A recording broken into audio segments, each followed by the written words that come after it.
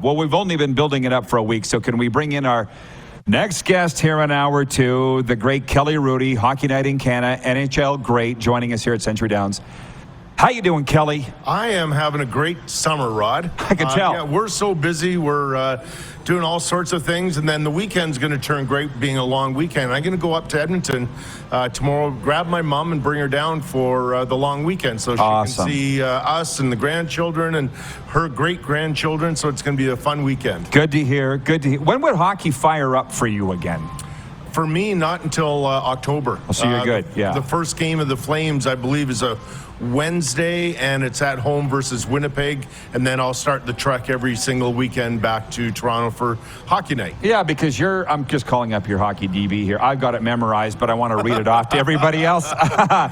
You'll know it more than I do then. Yeah. Well, because, the thing is, as we get a little older, yes, and you are looking fantastic the older you get, you're going to be like Cherry in that people are only remembering you as a broadcaster, not a player. Oh, I would think most people only know me as a broadcaster, right? Like, it's been a long time. Maybe. What is it, 24, 25 years since I've retired? Something like that, right? Like, it's been a long, long time. It's hard to imagine. I remember when I was nearing, I played pro hockey for 17 years. I remember when I was nearing that as a broadcaster, and I'm thinking, seriously, I'm going to be a broadcaster longer than a player, because I never envisioned that, right? Nobody does. What did they say? When I first got into broadcasting, somebody told me, if you ever have a 10-year career, it's a miracle. And you know it, right? I guess it's a miracle. Yeah. Miracles in many ways. I'm looking at this, Kelly, and I just think of you, that Medicine Hat Tiger. Yeah. I mean, just a hockey fan here, right? But you do have a Stanley Cup with the Islanders, correct? Well, I was a spare. But you get a ring? I do not have a ring. As a spare, you don't get a ring. So okay. I was a part of I never played, of course. I was one of the spares, but I was practicing every single day, doing all that whole thing as a spare. And now spares, they get to go on the ice for the celebration. They get to hold the cup, right? Back then, we didn't. Yeah, it's interesting in this town, the stories. Boy, those Flames have milked the most of that 89 Cup, haven't they?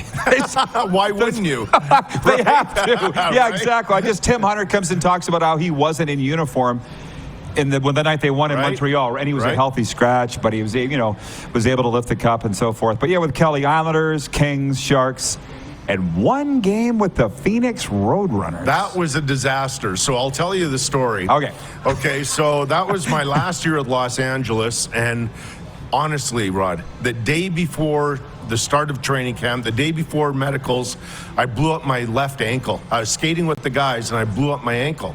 So I show up to the physicals, and of course I don't pass. And I ultimately lost all of training camp and 2 months of the regular season. So at some point I was I thought I was nearing to come back. And so they said, the management said, why don't you go down to Phoenix and give it a whirl? So I think I played 20 minutes or 40 minutes. I was terrible.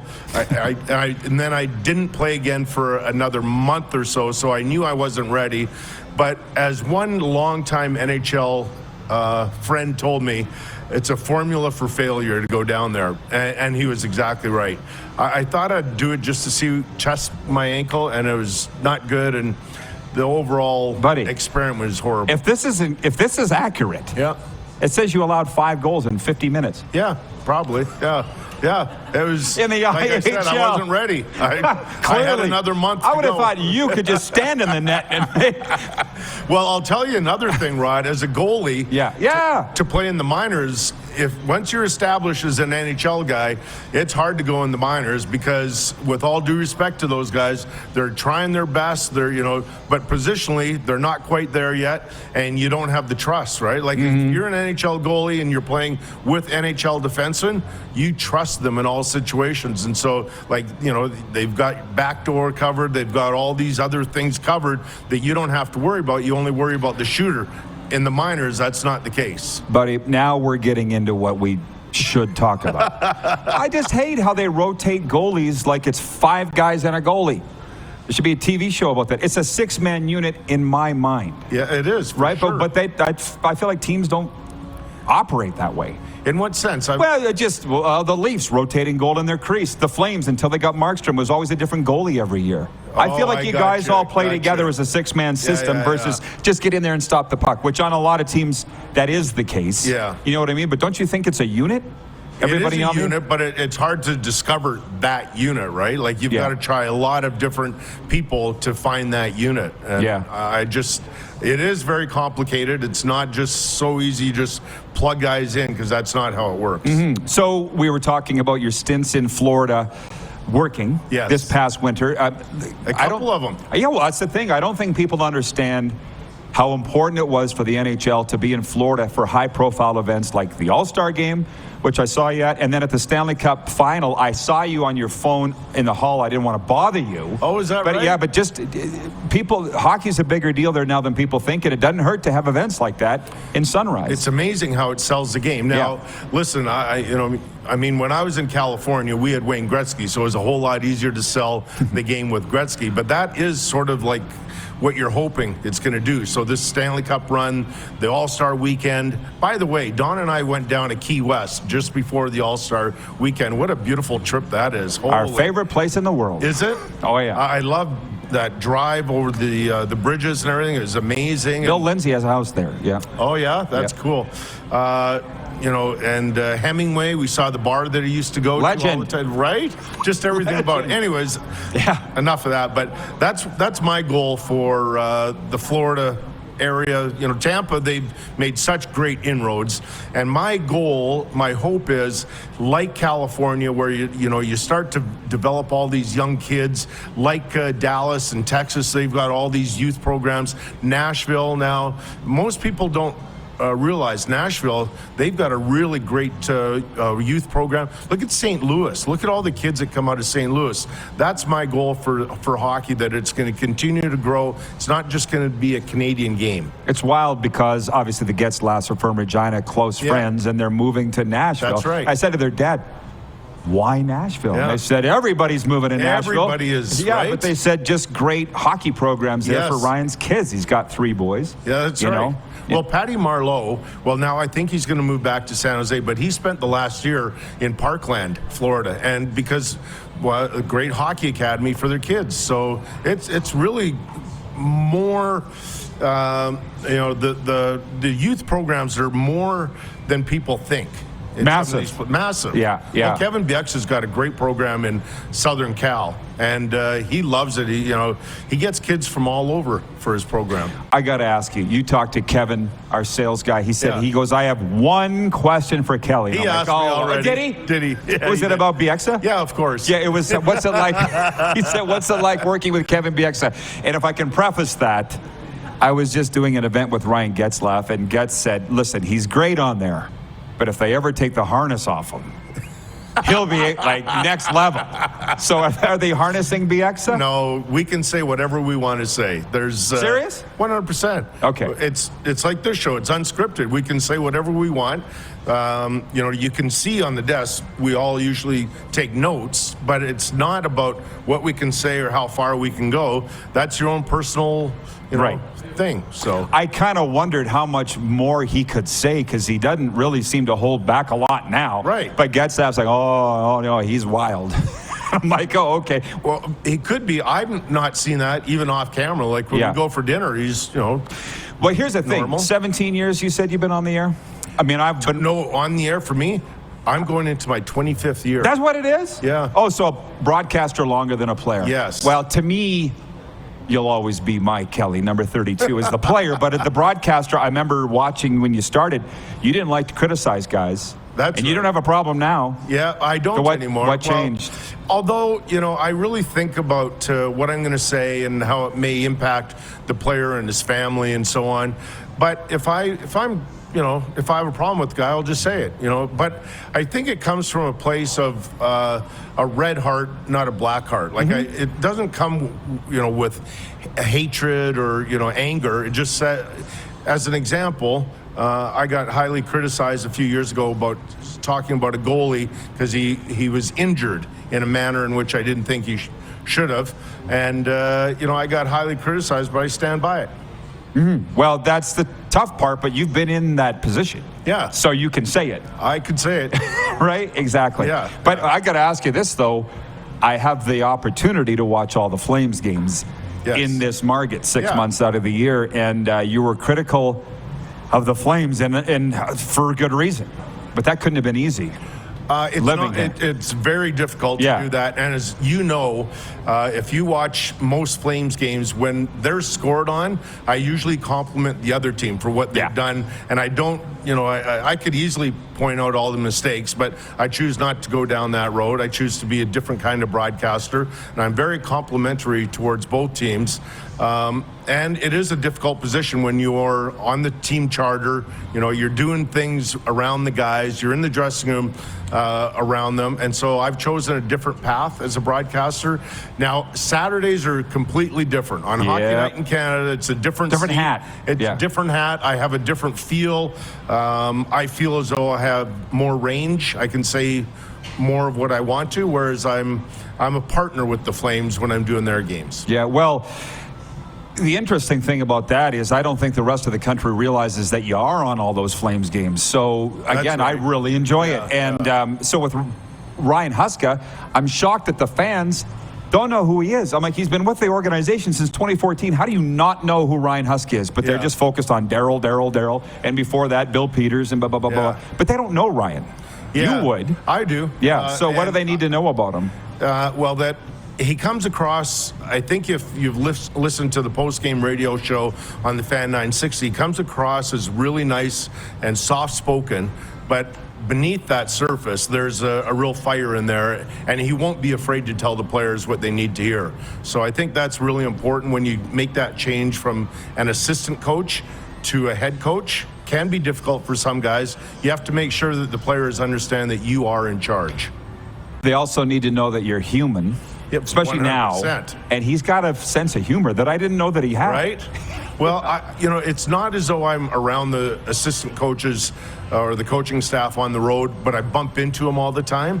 And so I know them a little bit. I wouldn't say that Kirk Muller was a guy that I've known more. Now he's moved on, but he was a guy that I knew more of. Jason LaBarbera, I know a little bit. He happy that he was back? Oh, yeah, totally. He's really good. I think you're going to see an entirely different Flames team, of course, because of the big change they made behind the bench. Massive. Yeah. Well, they know Craig Conroy, or feel they know Craig Conroy because he played here for so long. Yeah. I don't know if he's the same guy in the office as he is on the ice, but if he is, they're in good shape. Yeah, they're in really good shape. I've known Craig and visited with him many, many times, and he's deep knowledge of the game for sure. So I always do this when we have the big guests. I hog all the questions. So we have a couple minutes left in this segment, and then next segment we'll take the audience's questions if you're cool with that. Love it. But two things before we break is you mentioned how cold FLA Live Arena is. Would you They all are. Well, as most people don't know this, because when we do on cameras, Rick and I do our on cameras, a suit, jacket, and tie. I carry an overcoat every single rink with me. So I'm all bundled up. Most general managers have like an overcoat in all the arenas because every arena is freezing cold. LA might be the coldest. Is that right? Yeah. But in your era, you remember the bad ice and the fog on the ice. We don't have that anymore. And the fans would be in T-shirts and so on. Like the buildings back then were made for the fans and their comfort level, not the players. And so, I wish I would have played on the ice that these guys have. I actually think Arizona's colder. The old place, not the shoebox they're in now. Did you get in that rink this year? I did. What very cool experience. Was it? Yeah, it's so cool. You're one of the few guys that doesn't laugh at it, that it's a junior rink. Well, it is, but you have to embrace the experience, whatever it is, right? And so Rick Ball and I had a heck of a time. He forewarned me because he had done a game with Greg Millen in that Mullet Arena prior to my coming there, and it was very cool. One of my memorable experiences from the past season. That's good. But others have said it's fun, but they don't want to be there long term. Of course not. Yeah, right. You mentioned California hockey players producing them. Now Florida. Have you looked at a Western Hockey League roster lately? There's usually one or two kids from California. Oh, 100%. So, Rod, you may not know this, but for years I was a part owner of the Nanaimo Clippers in BCHL. I don't think I knew that. Pardon me? I don't think I knew that. Yeah, and so we were allowed 8 imports, and a lot of years our imports would be like 6 of them, 7 of them would be from California. That's how good they're. And they're good. Very good, very talented. Like their skill level is crazy. So do you feel a little bit of pride with that? 100%. You should. Oh, yeah. So the first time the Kings won the Cup in 2012, a lot of us guys that played there in the early 90s, we were texting each other about how it's impacted the game and how California, they really understand the game. We were very proud of the fact that, of course, with Wayne, we're able to grow the game in California, because I'm going to be off on the numbers, Rod, but early on when I played there, I think I only knew of 3 hockey arenas in Southern Cal. LA had 2. There's a Great Western Forum, the Culver City Ice Rink, and then there's one in San Diego, because San Diego has a long, rich hockey history, which some people wouldn't know of. And then all of a sudden, with Wayne, just exploded. And I'm going to say, like 10 years ago, I counted 50 some arenas in that same area. So that's amazing. And Luc Robitaille, he and his partners built an arena just north of Los Angeles. That used to be our practice rink for a while, until they have that beautiful practice facility in El Segundo. I don't know if you've ever been there, but that's amazing. That's where the Kings practice now. It's beautiful. And it's coming in South Florida, as you saw. I don't know how much you learned when you were down there, but Billy Lindsay's a good friend, and we talked about the fact that 30 years ago there was 2,500 kids playing hockey in Florida. Yeah. Now there's 25,000. That's amazing. That's what you want. That's good to hear. Yeah, absolutely. Sure. So here we go, as promised, turning it over to the streets, to the audience. Jayla in Calgary, and also John have written in the same question. They say, we're curious on Kelly's take on the state of the Flames. Can Craig Conroy fix it? That's from Jayla. And John says, what does Kelly think the Flames need to do to get back into contention? Well, Jayla and John, yes, they are in good hands, and they will definitely be a much improved team. I'm not going to, dump all over Daryl Sutter, but if the majority of the players don't like the coach to the extent that they did, they had no chance of winning. So now that they have a new coach, and they'll have more respect for him, because 2 years ago they were a great team. I have no reason to believe that they won't be a very good team again. I started something. We'd be here all day answering these questions from everybody, which I know you're good with. We got Kelly for one more segment. Oleg in Winnipeg says, can you ask Kelly how much a good goalie coach can improve a goalie's performance? Okay, so there's a technical side, which is very important, but I think more so than anything, it's the mental side, because it's such a difficult position, as you know, Rod. And there'll be those nights, and it's kind of cool for me as a former goalie to witness it on the Flames charter after. So the players get on, they're well fed, and usually before the team takes off, the goalie that played that night will go right up to Jason LaBarbera or Jordan Sigalet when he was a goalie coach, and they'll have a real extensive discussion about the game, and they'll either go through video or it'll just be a conversation. So to answer that question, Oleg, it's extremely important, and it's that rapport that you have and that trust. I was very fortunate. I had some good mentors in my day as well. In particular, Cap Rader, when I had him in Los Angeles, his official title was assistant coach, but he was also a former WHA goaltender, and so I leaned on Cap for advice a ton. But my favorite Kelly Hrudey story of them all is Tony Robbins. Forget about Cap Rader. Yeah, Tony Robbins. And you know who's a regular on this show is Ron Duguay. Okay, cool. So Dukes talked about playing with you and all the stars coming through the room. For sure. He said Stallone, Tony Robbins. Everybody. Obviously John Tom Candy. Hanks, everybody. Right? Is that distracting? It was not distracting. It was odd at the beginning, because I wasn't used to it. And then, basically when they're around all the time. We had a team photographer after every game taking pictures of ourselves with the big stars. I have a folder in my house, in my office, I don't know, it must be this thick, with pictures of all the celebrities that came through over the years. It's so cool to go through it and look. But Tony Robbins was a great help for me. So you do know about some of my mental health challenges. I experienced something at that point, and Barry Melrose recognized I needed help, not physically, but mentally. And so he put me in contact with Tony Robbins, and I worked one-on-one with Tony for I don't know, a few months, and it was a game changer for I me. can't get enough of that story, because who would think that? Right? And if people realize that the concepts of sports and life are so similar and parallel. Very similar. Right. It was what I thought about myself. That's what Tony got, out of me. And he asked me that very specific question. And so it was really cool. Do you keep in touch with Melrose? I do. Yeah. How's he doing? He's doing okay. Yeah, this is the first year he chose not to come to the final. But, I have mad respect for Barry. One of my favorite people that I've ever met in the game. Kelvington Sask. Yes, that's right. Another Medicine Hat Tiger There guy, you go, too. right? Yeah, oh, you can't forget that stuff. Ryan in Saratoga, New York wants to know your thoughts. Here, Cool. Question for Mr. Hrudey. What was his impression of the New Jersey Devils this season, and do they have the potential to go further this season? Yes, they do, Ryan. Man, that is a fun team to watch, right? Like high skill. I played with their general manager, Tom Fitzgerald, in New York, and he's a really intelligent guy. He really understands how the game is changing in terms of skill level, and that's a great team to watch. I covered them a couple times this season.